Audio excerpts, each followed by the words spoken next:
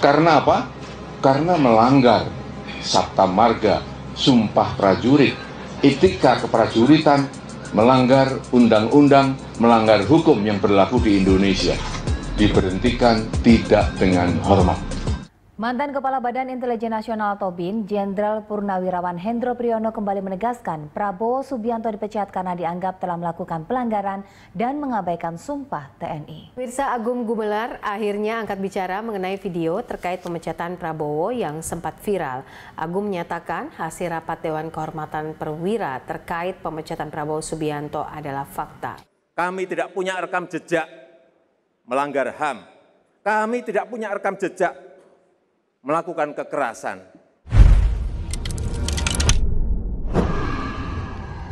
Assalamualaikum warahmatullahi wabarakatuh. Waalaikumsalam warahmatullahi wabarakatuh. Bung kameramen, di sana hujan nggak? Alhamdulillah Bung Alfian, hujan terus. Di sana juga ya? Di sini lagi mendung. Mendungnya tapi di luar. Di hati tidak mendung, di pikiran tidak mendung. Di kantong tidak mendung. Lanjut. Ya Bung Alfian. Ini saya penasaran versinya Bung Alfian nih, karena kan saya belum bisa merespon lah ya tentang pemberian pangkat jenderal. Jadi kan diberitakan oleh CNN, Jokowi resmi beri pangkat jenderal kehormatan pada Prabowo Subianto. Nah, langsung aja deh, bagaimana respon awal Bung Alfian? Ini gimana nih Bung Alfian? Malpraktek. Malah. Yang pertama kita kontak dulu nih. Yang pertama, Deddy Kobuzer dapat pangkat kolonel. Nah, itu juga sebuah malpraktek pendahuluan. Iya, yang pertama, pemecatan terhadap orang yang bernama Prabowo itu belum dicabut. Bagaimana orang yang pernah dipecat naik pangkat? Itu satu. Yang kedua, kenaikan pangkat itu tidak diberikan pada yang sudah pensiun. Dan yang harus memberikan adalah pembicaraan Wanjakti, bagian penjajakan kepangkatan di internal TNI. Sekali lagi, Jokowi telah menerabas banyak hal. Tidak boleh menaikkan pangkat orang yang udah pensiun tuh nggak ada. Bahkan ada kalimatnya dalam undang-undang tersebut. Jadi walaupun nanti dapat persetujuan presiden, bukan presiden lalu naikin pangkat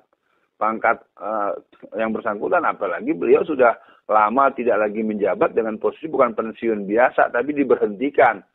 Tidak ada kan bukti pencabutan pemecatan beliau. Berarti ini kan udah nggak bisa diterima. Yang kedua, beliau sudah lama pensiun. Sekarang usianya kan 72 tahun atau 74 tahun. Udah salah semua. Jadi bintang 4-nya bintang 4 apa? Kalau orang sudah meninggal naik pangkatnya 1 gitu, Bung kameramen. Iya. Ada gitu. Iya, tapi saya lupa namanya. Iya. Anumerta.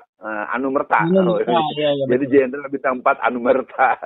Ya Allah, kesian amat Pak Prabowo digituin sama Jokowi. Lanjut. Ya, Bung Alfian. Saya kalau kita baca komentar Bung Alfian di postingan CNN ini, ada yang lucu-lucu nih Bung Alfian, misalkan tugas kita berat mengedukasi pendukung 02.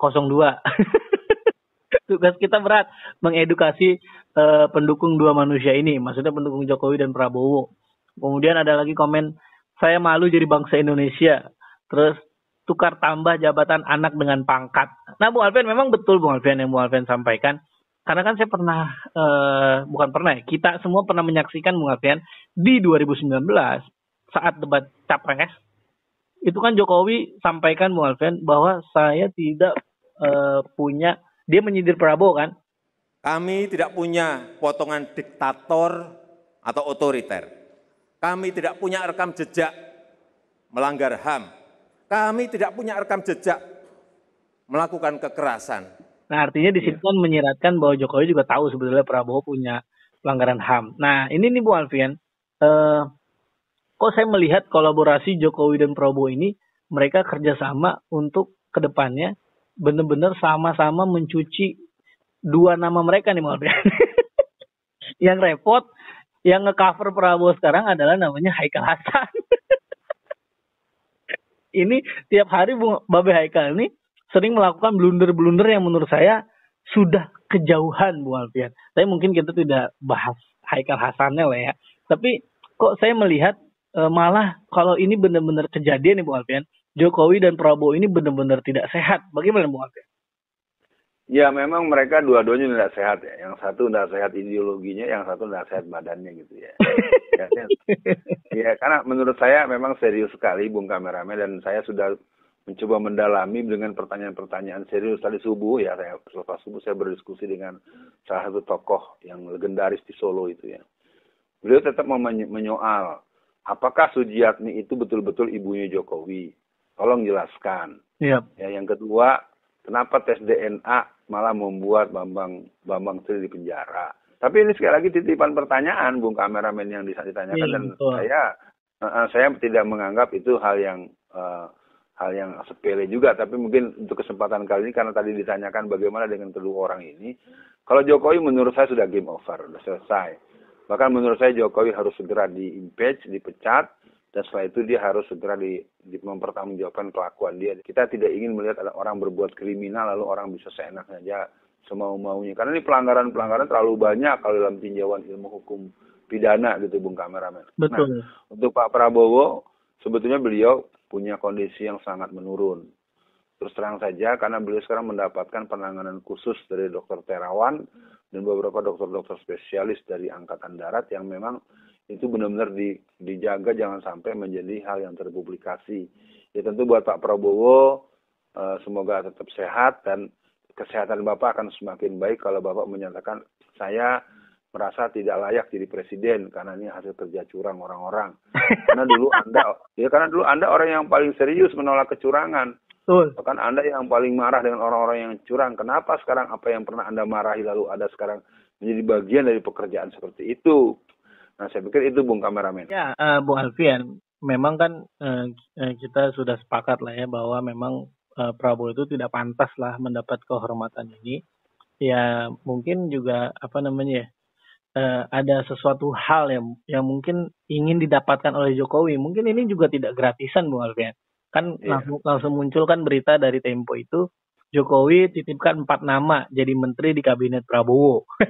Udah anaknya jadi wapres, nitip nama 4 menteri. Apakah ada Luhut lagi di situ? Jadi Bu Alfian, untuk closing atau akhir sesi kali ini, menurut Bu Alfian, mungkin nggak setelah Jokowi purna tugas, mungkinkah setelah Jokowi turun, Prabowo akan memberikan penghargaan Bu Alfian pada Jokowi, misalkan presiden terbaik sepanjang masa gitu kan? Ya, kalau menurut hemat saya Pak Prabowo harus kembali pada aslinya. Dia panggil Bareskrim. Kalau dirinci terlalu banyak, Bung. Dari kasus di Solo, kasus di Jakarta. Kalau mau dibuka file-file yang dimiliki oleh banyak para ahli-ahli ilmu analisa, LSM, korupsi segala macam, itu punya bahan terlalu banyak. Silakan perlakukan saja bagaimana kasus yang dilaporkan Ubaidillah Badrun itu dijalankan. Ya biar 5 orang yang berpengaruh itu semuanya berpengaruh dalam sel penjara, nggak apa-apa. Ya kan Anda sudah berkuasa, Anda ingat Anda katanya Muslim, ya kan Anda sendiri yang ngaku Muslim. Kulukum ra'in wa kulukum mas'ulun an ra'iyatihi.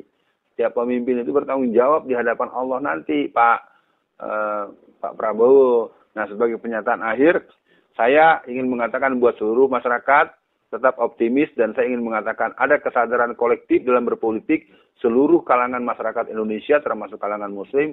Kekalahan kita hari ini sebenarnya tidak sepenuhnya kehebatan kecurangan lawan.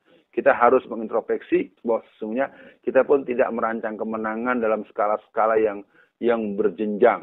Sehingga kita menghadapi keadaan seperti hari ini. Sekian dibacain berita kepada seluruh pemirsa. Kita akan berjumpa di acara dibacain berita yang lain bersama Bung Kameramen dan Bung Alfian tentunya. Assalamualaikum warahmatullahi wabarakatuh.